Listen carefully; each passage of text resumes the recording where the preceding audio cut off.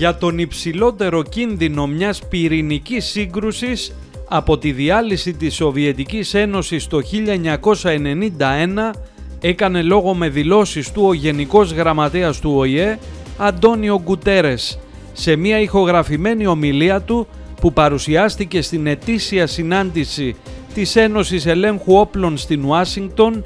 Επεσήμανε και τα εξής: η τεχνολογική πρόοδος και η κλιμάκωση των γεωπολιτικών εντάσεων θέτουν σε κίνδυνο τον παγκόσμιο πληθυσμό με τον υψηλότερο κίνδυνο πυρηνικής σύγκρουσης από τη διάλυση της Σοβιετικής Ένωσης το 1991.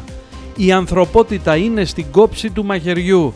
Ο κίνδυνος χρήσης πυρηνικού όπλου έχει φτάσει σε ύψη που δεν έχουμε δει από τον ψυχρό πόλεμο. Ο επικεφαλής του ΟΗΕ ισχυρίστηκε ότι οι χώρες εμπλέκονται σε έναν αγώνα εξοπλισμών χρησιμοποιώντας τεχνολογίες όπως η τεχνητή νοημοσύνη για να ενισχύσουν την ετοιμότητά τους για μια πιθανή σύγκρουση. Τέτοιες εξελίξεις πολλαπλασιάζουν τον κίνδυνο της χρήσης πυρηνικών όπλων, πρόσθεσε, και η τελευταία συμφωνία ελέγχου των όπλων μεταξύ των Ηνωμένων Πολιτειών και της Ρωσίας οδεύει προς τη λήξη το 2026. Τα κράτη με πυρηνικά όπλα πρέπει να πρωτοστατήσουν στη σφυριλάτηση νέων δεσμεύσεων μη διάδοσης, είπε ο Γενικός Γραμματέας.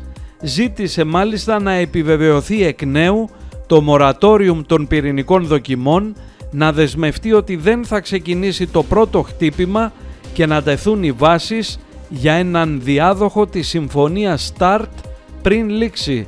Οι μεγάλες δυνάμεις πρέπει επίσης να αντιμετωπίσουν την απειλή της τεχνητής νοημοσύνης, συμφωνώντας ότι οποιασδήποτε αποφάσεις εκτόξευσης λαμβάνονται από ανθρώπους, όχι από μηχανές ή αλγόριθμους.